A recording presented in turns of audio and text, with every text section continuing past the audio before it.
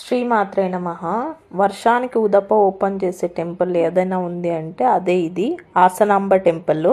Location వచ్చేసి Karnataka near ఆసన అనమాట, ఆసన district. ఆసనాంబ temple అంటే ఎవరైనా చెప్తారు. ప్రజెంట్ ఇప్పుడు ఓపెన్లో ఉంది. సంవత్సరానికి 9 రోజులు మాత్రమే ఓపెన్ చేస్తారు. అది ఆశ్వీజ మాసంలో నుంచి దీపావళి అయిపోయింది ఇంకా పాడ్యం వరకు ఓపెన్ ఉంటుందన్నమాట. చాలా పవర్ఫుల్ టెంపుల్. ఈ వర్షంలో అంటే ఈసారి పెట్టిండే దీపము పూలు ప్రసాదం కూడా నెక్స్ట్ ఇయర్ వరకు దీపం మారకుండా ఉంటుంది. ఆ నూనె కూడా అలానే ఉంటుంది. ఫ్లవర్స్ కూడా వాడిపోకుండా ఉంటాయి.